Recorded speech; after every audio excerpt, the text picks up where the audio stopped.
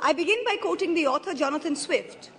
As the vilest writer has his readers, so the greatest liar has his believers. And it often happens that if a lie be believed for only 1 hour, it has done its work.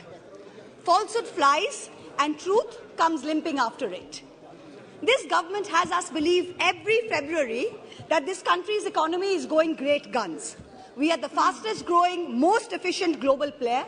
Everyone is getting employment. We're getting gas cylinders. We're getting electricity. We're getting pakka houses.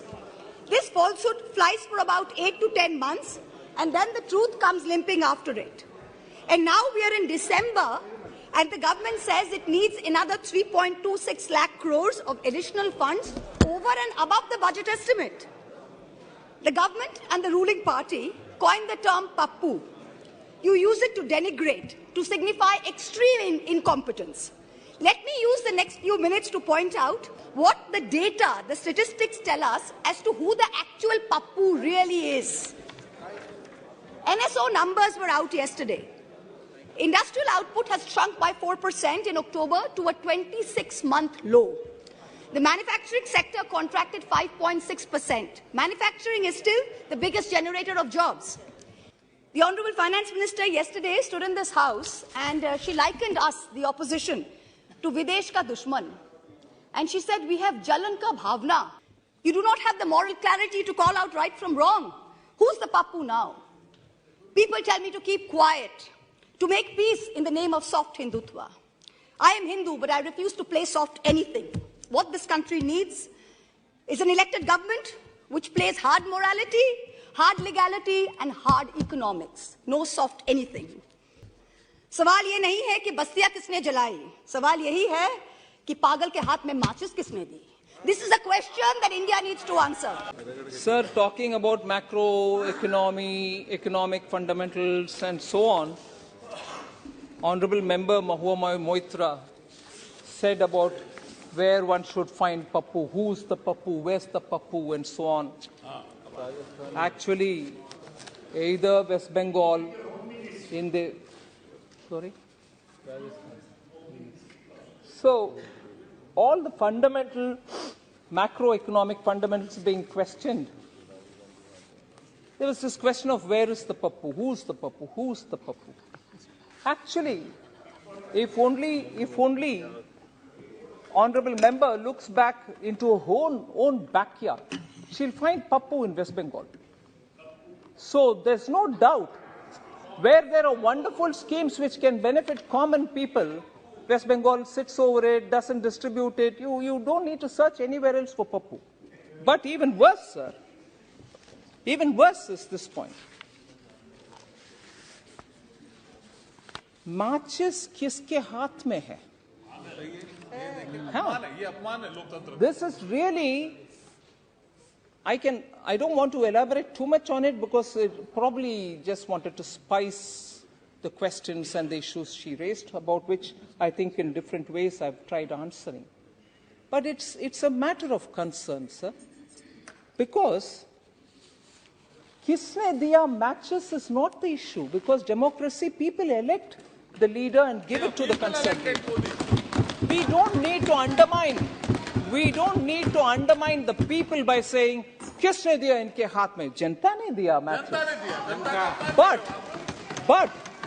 But किसके हाथ में matches कैसे उपयोग में आता है वही है इंपॉर्टेंट.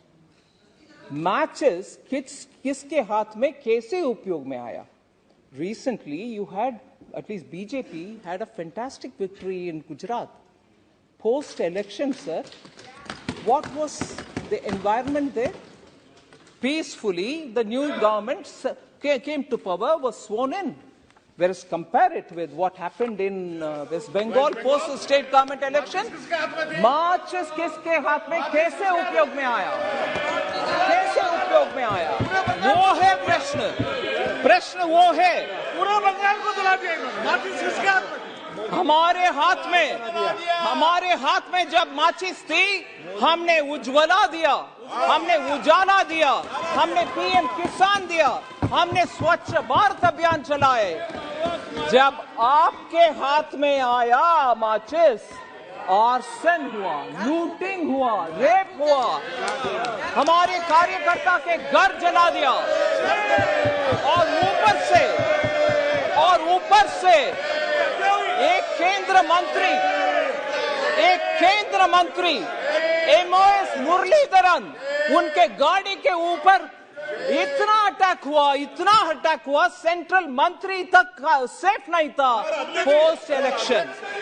सो मैचेस जेपी नड्डा जी की गाड़ी तो कैंपेन के दौरान, मुरली जी की गाड़ी, MOS के गाड़ी पोस्ट इलेक्शन। सो मैचेस किसके हाथ में कैसे काम आया वो हम समझना चाहिए सर, ऐसे नहीं है बात।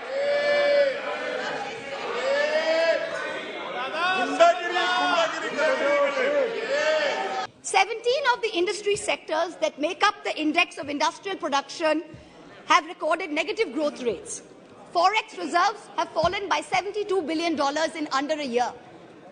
The Honorable Finance Minister yesterday during question hour mentioned how apparently 50% of FII inflows into emerging markets are coming into India. Wonderful. But her colleague, the Minister of State for External Affairs, just last Friday, in response to a question in this very House, stated that almost 2 lakh people, 1,83,741 people, renounced their Indian citizenship in the first 10 months of 2022.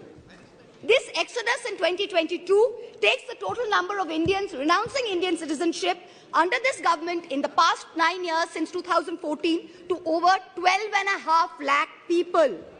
This year has already seen more people giving up Indian citizenship than any single given year. High net worth individuals are willing to pay up to $1 million to get citizenship of Portugal, of St. Kitts, of Greece. Is this the sign of a healthy economic environment? Of a healthy tax environment? Who's the Pappu now? There is an atmosphere of terror in this country with the sword of the Enforcement Directorate hanging over businessmen and high net worth individuals. The ruling party buys lawmakers for hundreds of crores, and yet members of the opposition represent 95% of lawmakers under investigation by the Enforcement Directorate. But forget politicians. They're tough. They can fend for themselves. Businessmen and high net worth individuals are soft targets. In the monsoon session, in response to a query from my honourable colleague from the JDU, Mr. Rajiv Ranjan Singh, the Finance Ministry informed this House that in the past 17 years, the ED has opened 5,422 investigations under the PMLA, but has convicted only 23 people. That is a conviction rate of a pathetic 0.5%.